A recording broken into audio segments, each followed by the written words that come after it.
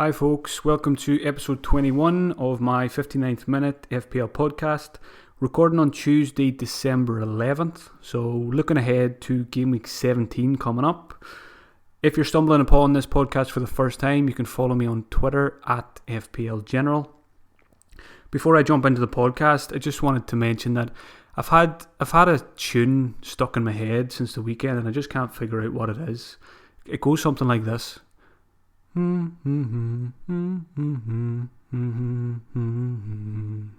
Just it's been wrecking my brain since Saturday lunchtime. So if anyone can let me know what that song is, that would be great. Shoutouts first of all this week. I think it's a new record this week for 59th minute shoutouts. I've got 4 players. I don't think I've ever had 4 in one week. First up, Tommy Smith from Huddersfield, 59th minute. I think he went off injured. Ken Sema from Watford, who was making his full debut in the Premier League. He came off for Delafeu last night, 59th minute. Adama Traore at Wolves as well, and Wolves defender Roman Saiss as well. So Nuno Espirito Santo made a double 59th minute substitution. So four shoutouts this week. I had a look. None of them have any 59th minute appearances earlier in the season. So Pascal Gross, I think, is still the only player who's on 2. And I was keeping a close eye at the weekend to see would he come off early. I think he did come off early, but it was around the 80th minute or something like that. So he will get his 3rd one before the season's out, I'm sure of it. Game week 16, finally had a game week to remember. Had my best game week of the season, and it was badly needed, given the troubles I've had this season. I went into the game week, I banked a transfer going into the game week. I was looking at Arnie replacements, and I just decided to just hold on to him and put him on the bench. So that left me with Danny Ward and Arnautovic on the bench. So two dud players for the weekend, with Wan-Bissaka the only playing sub I had. But looking at my starting 11, I just felt that this was a week where I wouldn't need my bench, and that's the way it turned out. All 11 players played for me, and Wan-Bissaka stayed on the bench. So that I'm glad I did that, because I've got 2 transfers now for game week 17. The main reason I didn't sell Arnie was because I was looking ahead to game week 17. So I had 3 transfers in mind for this week, which I'll talk about towards the end of the podcast. And Arnie to Wilson was the move I was going to make. If I was going to get a striker to replace Arnautovic, Wilson was the one I wanted. But if I had gone for Wilson, it would have priced me out of the moves that I wanted to do this week. So obviously that worked out well. Wilson missed out through injury, so I dodged a bullet there. And I can't imagine the pain I would have suffered if Wilson, brought him in and then he was ruled out through injury, given how much trolling he's done to me this season. But so that's where I was at going into the game week. Scored 92 points. As I said, best game week of the season. I think it was a game week rank of 119,000, so that's the best one I've had this season. That got me a rise from 339k to 142k, so a big jump in one game week, and as I said, it was much needed. So hopefully I can kick on now and build on the momentum. So that's three green arrows in a row since the catastrophe in game week 13 when I scored 29 minus 4. So it's been steady progress since then over the last 3 game weeks, rising 300,000 places. So the key to that was just, staying patient and not knee-jerking. I captained Salah, who got 42 points. Now that I think of it, I think that's actually the song that was stuck in my head. So that's just clicked. Salah captain, 42 points, away to Bournemouth. Quite a lot of people asked me afterwards, why did I captain Salah when I had Aubameyang at home to Huddersfield? And there was a couple of reasons, really, that made me go for Salah. I had the armband on Aubameyang all week last week, and then on Friday I changed it to Salah. And I mentioned on the FPL show that was likely to happen, mainly because Salah got his rest midweek, so I knew he was going to play against Bournemouth. And Bournemouth had been conceding a lot of chances in the run-up to that Liverpool game, and I just never have any faith in that Bournemouth defence. I always think they'll concede goals. So that looked good for Salah. The other reason was Aubameyang had played 2 games already last week, 2 90-minute games, so I had a slight worry that Aubameyang would get a rest for the Huddersfield game. He didn't, but that was part of the reasoning why I went for Salah as well. Big question this week I need to answer now is, do I keep Salah or do I take his points and run? Because part of my plan this week was to do Salah to Sterling. So that just got an awful lot harder given Salah's hat-trick and his performance. Is he back to his best now? Can we expect to see more similar performances? So I'll be weighing that up over the next couple of days. And I'm just waiting to see what happens in the Champions League as well before I do anything. Because Son is another player who's on my radar. So I want to see if he plays against Barcelona. If Son plays 90 minutes, that may put me off Son for the weekend. But again, I'll talk about that when I get to transfers. Continue with the Game Week 16 review. Alonso and Hazard, that was a nice bonus to get points from them against City. I didn't really expect that. I was keeping Alonso and Hazard more so for their upcoming fixtures. So it was nice to get points from them at the weekend. And obviously that boosted my rank because a lot of people have City players. I don't have any City players, so it was a good week not to have City players. Probably the first week this season that was the case. Robertson, 11 points. He's just been immense since I brought him in. He's a season keeper. I can see myself just keeping him right the way through to Game Week 38. Don't even need to think about that spot in defence. Matt Doherty has been excellent as well. I brought him in 4 weeks ago, so he didn't do anything against Huddersfield the first week I brought him in, but since then 19 points over the last 3 game weeks without clean sheets is just, you can't ask for any more. He's quickly becoming an FPL legend, and I think if you don't have him, you've got to look at ways to bring him in. He's still only 5 million, so he's very affordable. Again, like Robertson, I can see Doherty being a season keeper. Just don't need to worry about him in defence. Richarlison did the business as well. Back-to-back goals for Richarlison, so very happy with him. A couple of questions on him later. A couple of people are thinking about selling him now because he's got Man City and Spurs next, but I'll give my views on that as well when I get to the Twitter questions. Moving on now to the watch list feature, which I update every week. So I've added 5 players to my watch list this week, and I've removed 4. So I'm just going to talk through some of the reasons behind that. So the first player I've added is Roberto Pereira, Watford, 6.2 million. I watched Watford Everton last night, and he was a standout performer in that game. As well as his 2 assists, he had 5 shots on goal. So there's potential there for him to get back amongst the goals soon as well. Watford's fixtures are very good as well. I'm just getting them up in front of me here. Watford have Cardiff, West Ham, Chelsea, Newcastle, Bournemouth. So over the next 5, the Chelsea game's the only really difficult one. And I think going further ahead as well, they've got quite a few good fixtures, over the next 7 or 8 games. So Pereira is definitely someone I'm interested in. He could even come in this week. Marcus Rashford is another one. Over the last 3 weeks, he scored 7, 2 and 14. 6.8 million. He was very impressive against Fulham. He could have even had a bigger haul. He had a few other good chances as well. United do have Liverpool this weekend, so it's probably not an ideal time to be getting Rashford, but I'm someone who's looking for an Arnie replacement, and Rashford is someone I'm going to consider. Again, after the Liverpool game, United are a team who have a very good fixture on as well, right up until February. So after Liverpool, they've got Cardiff, Huddersfield, Bournemouth, Newcastle. So if there was ever a time to get on Marcus Rashford, now might be the time, or possibly after the Liverpool game. So he's another one on the watch list. Another United player who caught my eye in that game was the right back, Diogo Dalot, the Portuguese kid. He's back-to-back 90 minutes now for the first time this season. He's 5.3 million. United haven't been keeping clean sheets. I think they've only got two this season. But again, looking at them fixtures after Liverpool, could we see United starting to shut teams out again? It could be a good time to maybe look towards United defence and hope that they do improve defensively.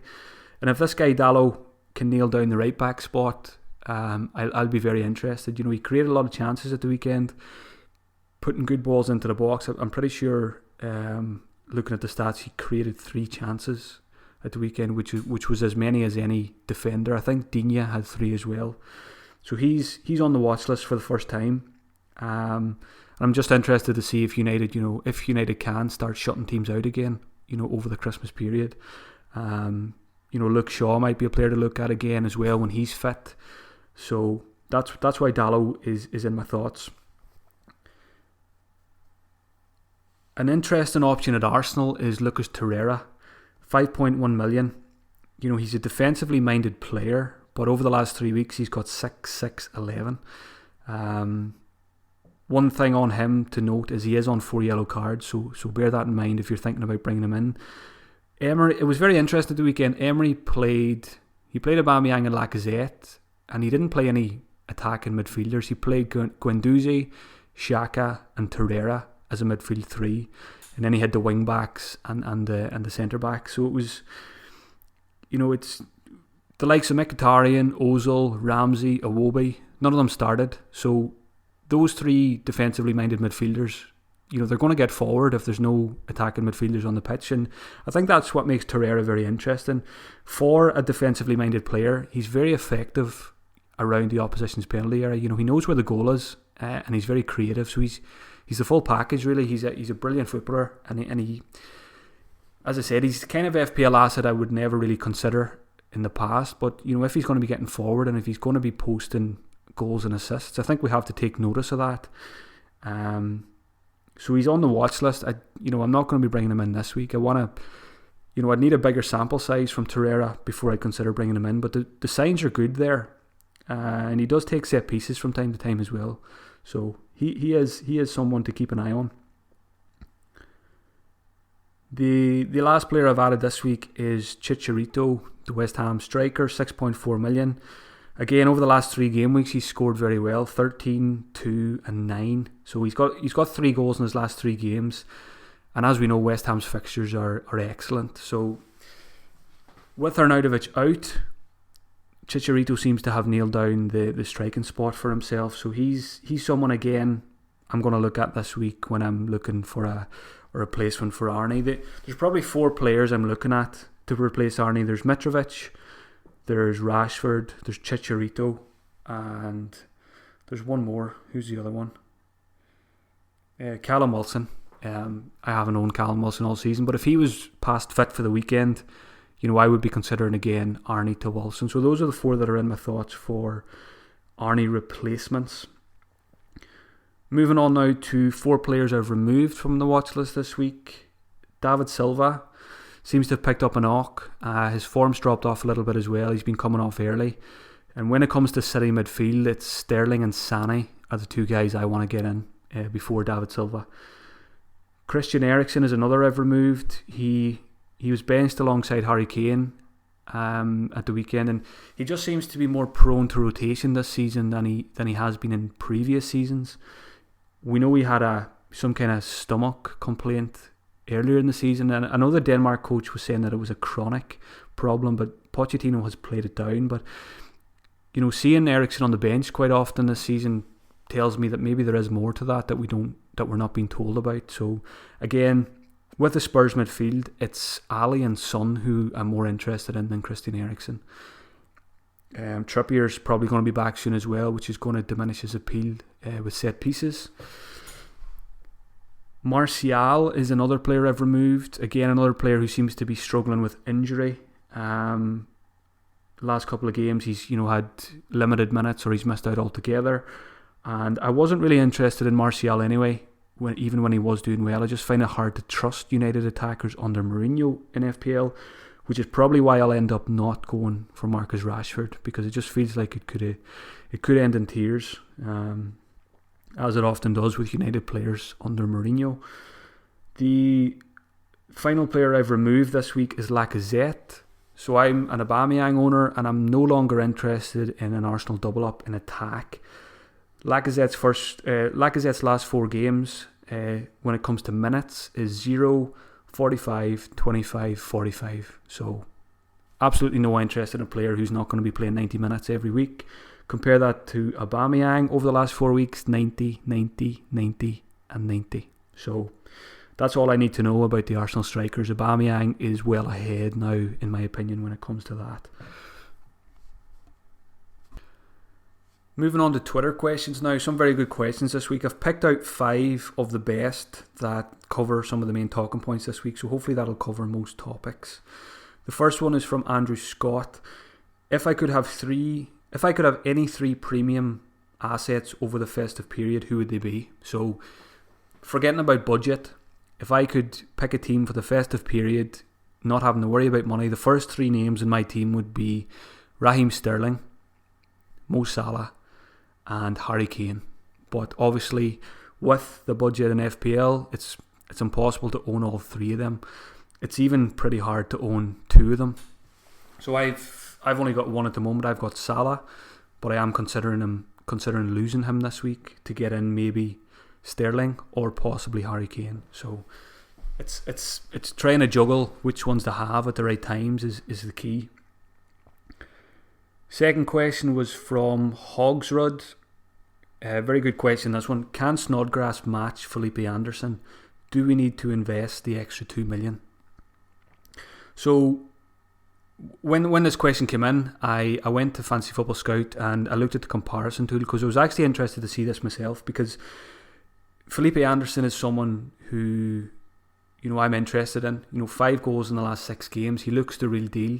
But Snodgrass is 2 million cheaper, and there's a lot you can do with that 2 million. So I wanted to kind of compare the stats on those two. So I've picked out a few.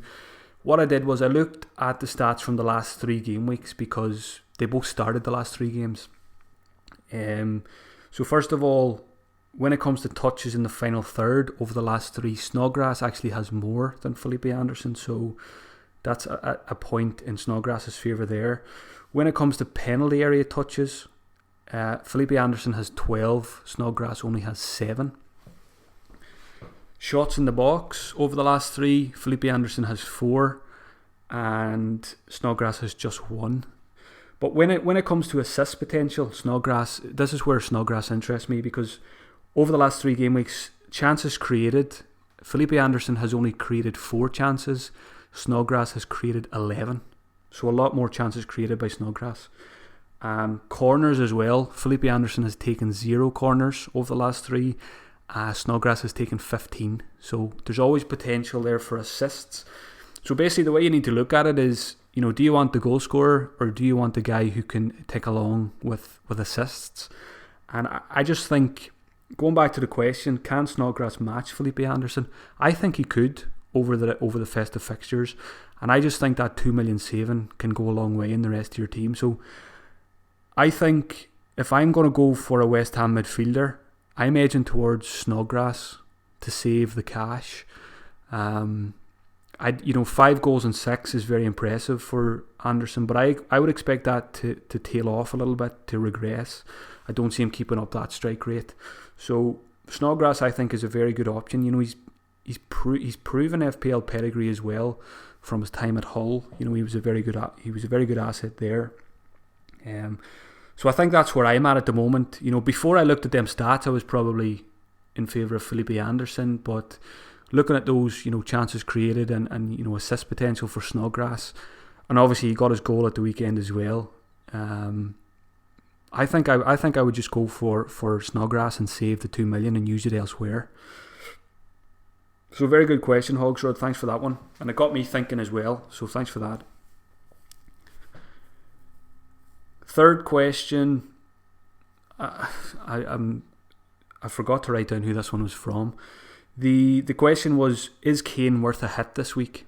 There might have been a couple of people asking this. Maybe that's why I didn't write down the name.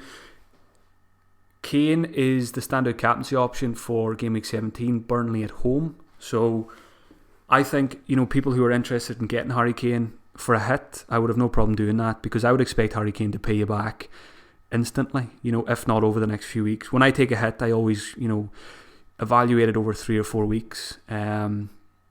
For example, I brought in Doherty for a hit.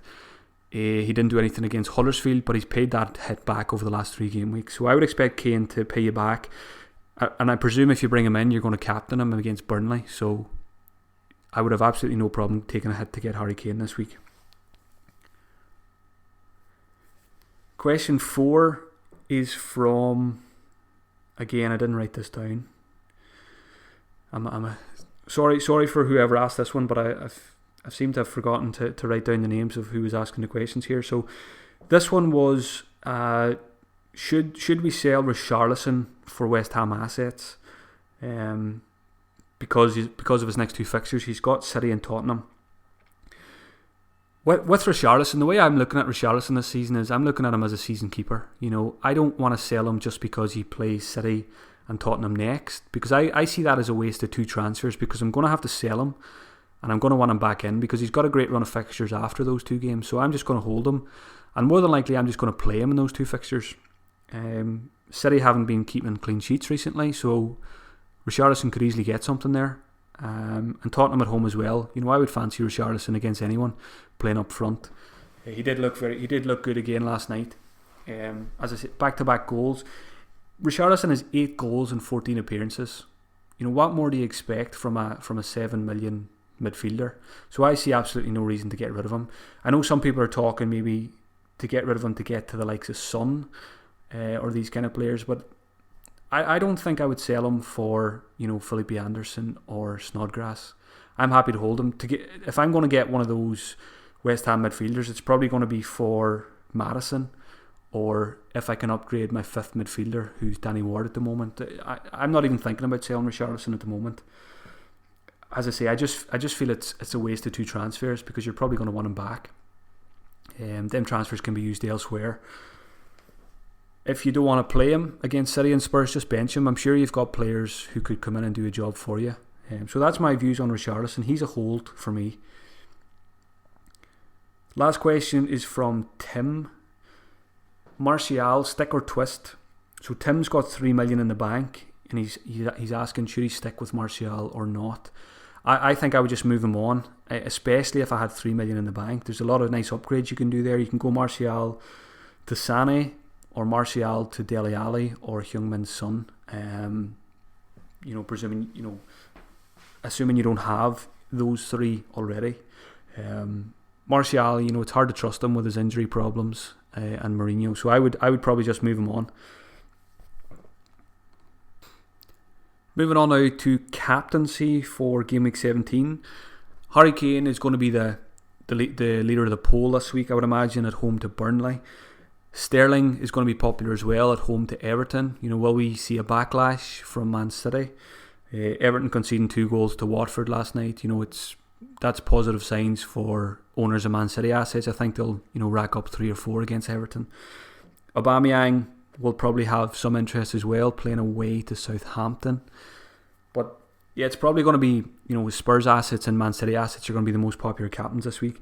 I haven't thought about mine yet, because there's probably a good chance I don't have whoever I captain this week. I probably don't own them yet. The likes of Sterling, if I bring him in, I would probably captain him against Everton. If I went for Kane, I would captain him against Burnley. The big thing I'm waiting to see tonight is the Barcelona Spurs game. The team sheets. If Heung-min Son doesn't play, I'm pretty sure I'll get him this week. And if he didn't play tonight, I would consider captaining him against Burnley this weekend. If I go for Son, I won't go for Kane. So a lot depends on tonight's team sheets. Spurs need to beat Barcelona, as far as I know. So I would expect Son to play. He's one of their best players. So I'd be very surprised to see him benched tonight. But I'm hopeful that it happens for my FPL team, because that'll help me come to a decision. Even if Son started and got 60 or 70 minutes, I still think I'd be likely to go for him over Kane for the weekend, and I would consider captaining him as well. But if I was to do a move that brought in Son and Sterling, I think Sterling would be my captain against Everton. So that's where I'm at captaincy. I really don't know yet until I make my transfers, and that Spurs game tonight is going to have a big bearing on what I do this week. Moving in to talk about the transfers, so I've got 2 frees. Initially, my plan this week was before Salah scored his hat-trick. So I was thinking of doing Salah, Maddison and Arnautovic out for Sterling, Son and Mitrovic. I really like to look at Mitrovic's next 4 fixtures, and I'm not going to let the 4 yellow cards put me off, because I think points can be lost, avoiding a player because of the yellow card situation. That happened to me with Diego Costa a couple of seasons ago. I didn't get him in because he was on 4 yellow cards, and he's Diego Costa, and we were just, he's going to get booked, and he went for weeks and weeks without getting it, and I just missed out on so many points because he was scoring goals. So I'm not going to let that put me off Mitrovic. I can see him doing well over the next 4 game weeks. The problem I have with those 3 moves is, number one, selling Salah is very hard now after what he done at the weekend. Is he back to his best? The other problem I have is I've got 0.0 million in the bank to do those transfers. So if I do them, it's probably going to have to be tonight or tomorrow, because I can't afford any rises or falls. So I need to keep an eye. This is a rare week where I'm actually keeping an eye on FPLstatistics.com, because usually I don't worry about price changes and I just wait until Friday for transfers. But when it's a case of, I've got no wiggle room, I've got 0.0 to play with, this may be a week where I need to act early. So I'm going to monitor that closely tonight and tomorrow, and see what happens there. The other, I've got quite a lot of options. With 2 free transfers, there's a lot of ways I could go. I could make just 1 transfer and carry one. I could make 2 frees and I could go for the -4. So Salah to Sterling is an option. Another option is to continue to avoid City and go Salah to Harry Kane, who I could captain this weekend. But again, I just feel that going without City players would be a bad move. I expect them to bounce back, and they've been hurting me this season, so it's about time I got one of their players in, and Sterling's the guy I want. As I said, Son is an option. The other option is to keep Salah and maybe just do 1 transfer and sell Arnautovic for one of the strikers I mentioned, Mitrovic, Rashford, Chicharito or Wilson, and carry a transfer. But again, that means no City coverage, and I don't like that idea. Maddison out is something I've mentioned, but he's got a good fixture against Palace. I feel, Maddison's done well for me recently, and he did look good again against Spurs despite not getting any returns.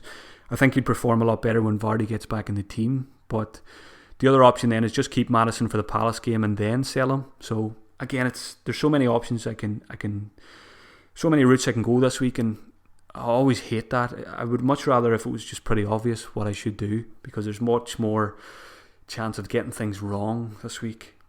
So very interesting. Again, it's only Tuesday. As I said, the Champions League lineups are going to have a big bearing on what I do. So I'm just going to see how Spurs line up tonight. See how Kane looks. See how Son looks. See how Ali looks, and that might change my thinking. I think I've covered everything I wanted to cover. Before I go, I just want to say a thank you to all the new patrons who've signed up since the last podcast. Our Slack channel has gone into overdrive now with the festive fixtures and games coming thick and fast. So the Slack channel is a great place to be now. Loads of great discussion every day. 24 hours a day really, because there's people in different time zones. So there's always someone there to bounce ideas with. And now that we're, it's the start of a new month, it's early in the month, so now's a good time to sign up to Patreon, because you can cancel any time before January 1st. So basically you can get free access to my Slack channel now, between now and New Year's Day. All you need to do is cancel before January 1st if you don't find it useful. It's, you get a free trial basically. All the info about that is at patreon.com/FPL General. You'll find a link to that on my Twitter bio as well. And any questions, as always, just send me a DM and I'm happy to explain more about Patreon and Slack there. Another thing I wanted to mention is, if you haven't already listened to the eye test podcasts that I've been doing, check those out. They're 5-minute podcasts, roughly 5 minutes. I record them right after a game and upload them, just some of my thoughts from an FPL perspective. So I did 3 in game week 16. There's one there for Bournemouth Liverpool. There's one for Leicester Spurs, and I did one last night for Everton Watford. So check those out. They're very useful, especially for people who maybe didn't see the games or didn't get to watch all the games. Just a few points that you might find helpful when making your transfers. Thanks as always for listening, folks. Feedback is always welcome on the podcast, and feedback on the eye test podcast as well. Send it my way. I'm always looking to improve things and offer the best podcast possible. Good luck in game week 17. I'll be back next Tuesday with episode 22, and then I'm probably going to take a week off for Christmas, heading back to Ireland for Christmas. So I'm probably going to do a switch off from around the 21st to the 30th. Just going to catch up with family and friends and just forget about the podcast and stuff like that. So as I say, I'll be back next week with the last episode before Christmas. Cheers, folks.